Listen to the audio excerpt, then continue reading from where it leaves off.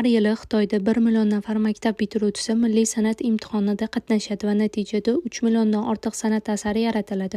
Ushbu ishlar baholanadi va olingan ballar qaysi san'at institutiga kirishingiz, qaysi yo'nalishda o'qishingiz, hatto kelajagingiz hayotini ham belgilab beradi. Shuning uchun baholashda xato qilish mumkin emas. Aks holda siz shanxaylik biror 18 yoshlik taqdirini barbod qilgan bo'lishingiz mumkin. Xo'sh, Xitoyda bularning barchasini atigi 3 hafta ichida qanday baholaydi? Xitoyning Lianhe imtihoni har yili dekabr oyida o'tkaziladi va san'at oliygohlariga kirishni istagan har bir abituriyent bu imtihonni topshirishi shart. O'tgan yili bu imtihon 1 million nafar o'quvchi qatnashgan. Imtihon 3 qismdan iborat: rasm chizish, eskiz, qoralama, rang tasvir. Ishlarning barchasi 2 kun davomida juda yuqori bosim ostida bajariladi. Natijada baholanish kerak bo'lgan 3 millionta san'at asari paydo bo'ladi va ularni juda tez tekshirish kerak. Baholash jarayoni xitoycha tezlikda shunday amalga oshiriladi. Birinchi bosqich: barcha ishlar ajratib yuboriladi. Bu firibgarlikni kamaytirish uchun qilinadi. Albatta, bu ishlarni bo'kib qolish yoki bo'yoqlar surtib ketish ehtimoli umuman yo'q deb ishonamiz. Ikkinchi bosqich: rasmlarni taxminiy bahoga qarab 1 dan 5 gacha bo'lgan 5 ta guruhga ajratiladi. Har bir ishni baholash uchun sizda atigi 5 soniya bor. Bosim juda katta. Uchinchi bosqich: yakuniy baholash. Aynan shu bosqichda talabalarning oxirgi balli aniqlanadi. E'tibor bering, har bir rasmni chizish uchun 3 soat vaqt sarflangan, lekin u 3 soniyada kam vaqt ichida baholanadi. Bu tezlikda bir baholovchi daqiqasiga 20 ta ish, soatiga 1200 ta ish, bir kunda